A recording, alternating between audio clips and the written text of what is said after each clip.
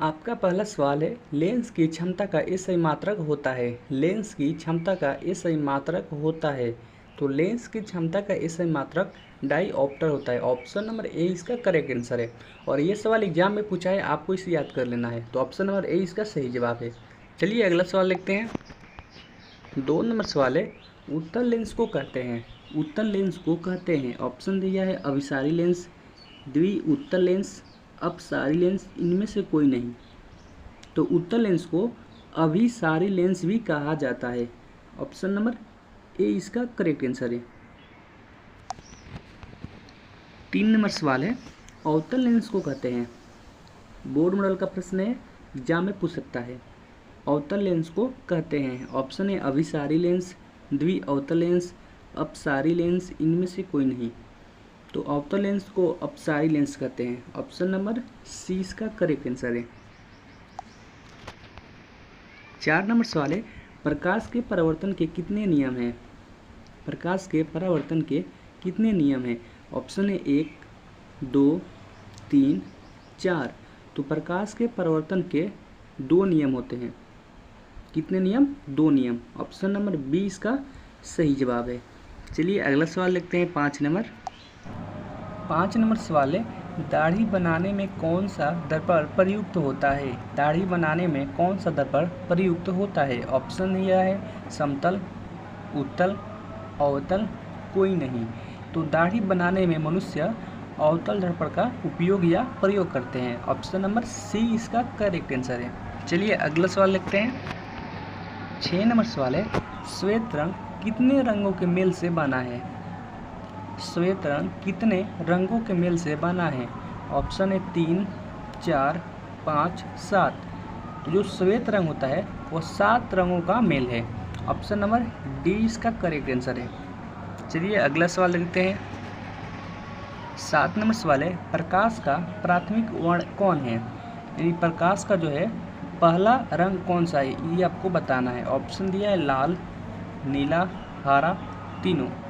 तो प्रकाश का प्राथमिक वर्ण इनमें से तीनों हैं। ऑप्शन नंबर डी इसका करेक्ट आंसर है। 8 नंबर सवाल है, विद्युत धारा का मात्रक होता है। बोर्ड मॉडल का क्वेश्चन है, आपको इसे याद कर लेना, एग्जाम में पूछ सकता है और पूछा भी है। तो विद्युत धारा का मात्रक होता है। ऑप्शन दिया है वाट, वोल्ट, ओम, एम्पियर। तो विद्युत धारा का मात्रक एम्पियर होता है। ऑप्शन नंबर डी इसका करेक्ट आंसर है। 9 नंबर सवाल है, विभवांतर का एसआई मात्रक क्या होता है। विभवांतर का एसआई मात्रक क्या होता है। ये भी बोर्ड मॉडल का क्वेश्चन एग्जाम में पूछ सकता है। ऑप्शन है जूल, वाट, एम्पियर, वोल्ट। तो विभवांतर का एसआई मात्रक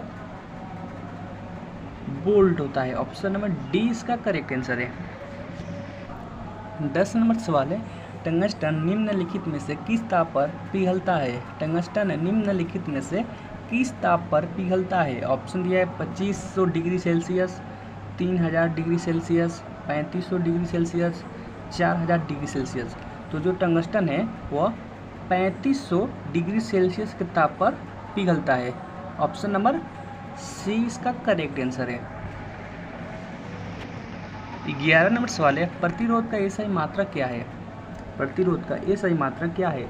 ऑप्शन है जूल, एम्पियर, वाट, ओम। तो प्रतिरोध का एसआई मात्रक ओम होता है। ऑप्शन नंबर डी इसका करेक्ट आंसर है।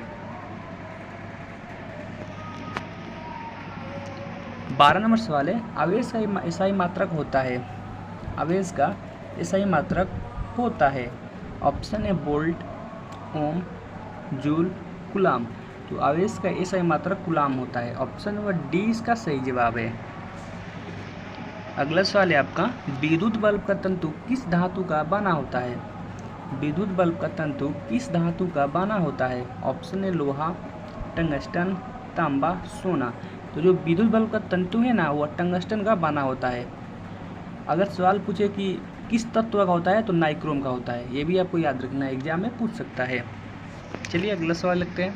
अगला सवाल है, विभवांतर मापने वाले यंत्र को कहा जाता है। बोर्ड मॉडल का क्वेश्चन है, आपको इसे याद कर लेना है, एग्जाम में पूछा है और पूछ सकता भी है।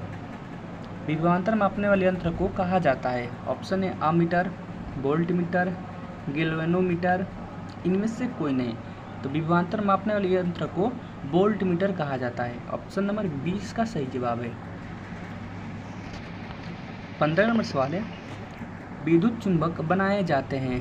विद्युत चुंबक बनाए जाते हैं। ऑप्शन है इस्पात के, चांदी के, पीतल के, नरम लोहे के। जो विद्युत चुंबक होते हैं ना, वो नरम लोहे के बनाए जाते हैं। ऑप्शन नंबर डी इसका करेक्ट आंसर है। 16 नंबर सवाल है, विद्युत धारा उत्पन्न करने की युक्ति है। विद्युत धारा उत्पन्न करने की युक्ति है। ऑप्शन दिया है जनित्र, मोटर, एमीटर, गैल्वेनोमीटर। तो जो विद्युत धारा उत्पन्न करने की युक्ति है उसे जनित्र कहते हैं। ऑप्शन नंबर ए इसका सही जवाब है। 17 नंबर सवाल है, ऊर्जा का ए सही मात्रक होता है। ऊर्जा का ए सही मात्रक होता है। ऑप्शन दिया है कैलोरी, जूल, ताप, इनमें से कोई नहीं। तो ऊर्जा का ए सही मात्रक जूल होता है। ऑप्शन नंबर इसका बी सही जवाब है। चलिए अगला सवाल लिखते हैं। 18 नंबर सवाल है, चुंबकीय क्षेत्र का ए सही मात्रक है। चुंबकीय क्षेत्र का ए सही मात्रक है। ऑप्शन है वेबर, टेस्ला, फैराडे, इनमें से कोई नहीं। तो चुंबकीय क्षेत्र का ए सही मात्रक टेस्ला होता है। ऑप्शन नंबर बी इसका सही जवाब है। 19 नंबर सवाल है, ग्लोबल वार्मिंग के लिए उत्तरदायी गैस है। ग्लोबल वार्मिंग के लिए उत्तरदायी गैस है। ऑप्शन दिया है O2, NH3, CO2, N2। तो ग्लोबल वार्मिंग के लिए उत्तरदायी गैस CO2 है, carbon dioxide. Option number C इसका सही जवाब है। 20 नंबर सवाल है, पवनों का देश कहा जाता है। पवनों का देश कहा जाता है। ऑप्शन दिया है भारत को, फिनलैंड को, डेनमार्क को, अमेरिका को। तो पवनों का देश डेनमार्क देश को कहा जाता है। ऑप्शन नंबर सी इसका सही जवाब है। आप लोग कमेंट बॉक्स में बताएं कि 20 सवालों में से कितने सवालों का जवाब सही दे पाए। अगर आप चैनल पे पहली बार आए, चैनल को सब्सक्राइब कर लें, वीडियो को लाइक करें और शेयर करें ताकि दूसरे स्टूडेंट को भी हेल्प हो सके। मिलते हैं एक और नए वीडियो के साथ, तब तक के लिए जय हिंद, वंदे मातरम।